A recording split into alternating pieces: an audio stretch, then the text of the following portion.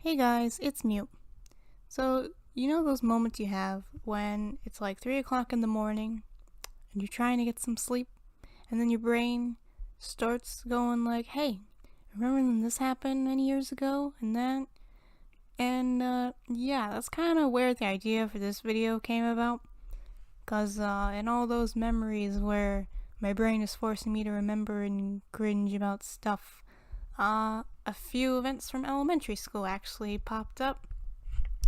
And so yeah, I just kind of thought I'd make a little video about it because I thought they were weird, and I thought, well, I don't know, maybe I should share these. Maybe other people will think they're pretty weird, and I'm sure you will. So yeah, let's just get into the video. So for the first story, I'm going to call this the staring contest. And I want to say this took place back in 3rd grade. So I think I was like 8 or 9 at the time. And it was early in the morning before school started. Our class had to wait outside for our teacher to show up. Now our classroom was technically like one of those portable classrooms, you know, like one of those portables. So we had to wait outside because the portable was outside, and this is important for the story. So we were waiting, just us kids, outside for the teacher to show up. It's pretty easy for kids to get bored, and this I especially noticed because 2 of my classmates, I'm going to call them Cameron and Amy for the story, they were especially bored. So bored that they thought that a good idea to pass the time was to have a staring contest, but not between each other, but between them and the sun. Yeah, they wanted to have a staring contest for who could stare at the sun the longest. Now, I know what you're thinking, and my 8-year-old self was thinking the exact same thing. How is that a good idea? And I don't know. No one stopped them. No one stopped them either. Everyone was just like, yeah, this is normal. But then again, I mean, I think it's kids being kids. And I'm guessing it must have been a while, because the teacher eventually came around. And in the end, they both ended up going colorblind. So, yeah, that's nice. And I'm assuming they're still colorblind to this day. And at the same time, I feel bad for them, but at the same time, they made the choice to stare into the sun, so that's why I don't feel bad for them. But I don't know. And like, even today, I think about, gee, where are they now? Like, I wonder. So yeah. Now, for this second story, I'm gonna talk about a classmate I had in 2nd grade. For this story, I'm just gonna call her Ellie. Now, Ellie, I noticed she was a lot different than the other kids. I noticed she always had like scabs and scars all over her body, but I didn't really think much of it, and I noticed she acted weird at times, like differently, but I was still like really nice to her. Like, I didn't really have a reason to, be mean to her or anything. So yeah. So in general, Ellie was really nice. She would often give me hugs and everything. And yeah, for like a while, like I actually considered us friends. Until one day, for some reason, like her entire character changed. Like, I have no idea what caused it, but she was just like a completely different person. So it was like this one day, I can't remember what we were doing in like our classroom. I'm pretty sure it was like a free day or something. So we were all just keeping to ourselves. I know for sure there were like crayons out, so I think there was like coloring activities or whatnot. But yeah, it was just meant to be a fun day and everything. And then at one point, Ellie, she starts like throwing this really, really bad tantrum, and like most of this is like a blur to me now. Like, I don't know what she was so upset about, but it was obvious, like, And then like at the time, like the teacher, she was trying like what she could to calm her down, and I felt bad for the teacher because it was like a really weird and stressful situation for everyone.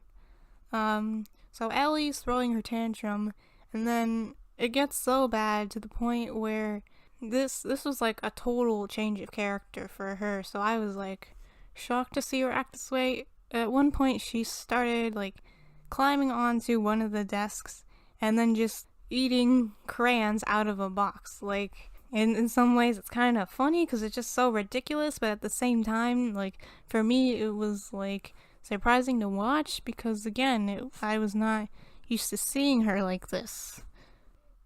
And of course, my doggo starts sneezing. But anywho, yeah, I was just like so surprised to see her act this way. Like, and I'm pretty sure everyone else was too. And then like from then on, I noticed she started like acting up more and more, which put the teacher in more and more stress. So yeah, I started feeling bad for the teacher because like at one point she just got like so fed up with it. But yeah, I don't know. That was just like really surprising for me to see Ellie like that. And then strangely enough, like after second grade, I never saw Ellie again or even like heard about her. So yeah, I'm not sure if she like changed schools or whatever, but yeah, she was just pretty much never heard from again. Alright, so for my last story, I'm going to call this one Kite Day. And for this one is more of like something weird that happened to me. So every year, actually before I get into it, I think this was like, okay, so I can't actually remember what year this was, but I want to say this was like second or third grade, so like 8 or 9. And now I'm starting to realize that most of my weird stories come from either second or third grade, so yeah, what does that tell you? So anyway, for this story, so every year my school would have Kite Day, which is pretty much what it sounds like. It was a day that was just dedicated to kids having fun, flying some kites, which I thought was a really, really cool idea. Because before this, like, I don't know, this might be sad, but I don't know, it was fun for me, but I've never really flown a kite before then. So yeah, I was looking forward to it. I'm like, man, I'm gonna have so much fun. And then, so the day of, all of us are gathered in our like PE field, ready to go, and then we go off and start having fun. And at first, it really actually was fun for me. Like I was having fun with the kite, like flying it around. But the thing about kites, or at least some of them, depending on the kite, I guess, they have really, really thin strings, which I guess kind of adds to the appeal because it looks like the kite's flying on its own. But it's, at some point, it's kind of hard to see the string. So, yeah, for me that day, that was quite a disadvantage. So anywho, I'm flying my kite, and at one point I feel like kind of a tingly sensation around my neck. And at first I'm just like, well, I mean, I don't know, I feel something, but I'm not totally worried about it because I can't see anything. So then I pay it no attention. And then ultimately that tingly sensation builds up into several tingly sensations. And then those tingly sensations become burning sensations. And then eventually I fall to the ground because apparently my neck was just, I was so caught up with kite strings because I couldn't see them. So I was walking the kite strings and I didn't even know it.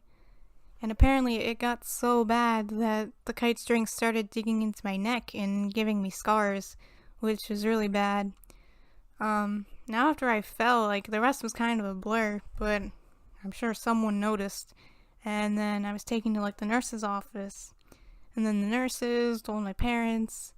And yeah, so after that day, I noticed that they never had Kite Day again.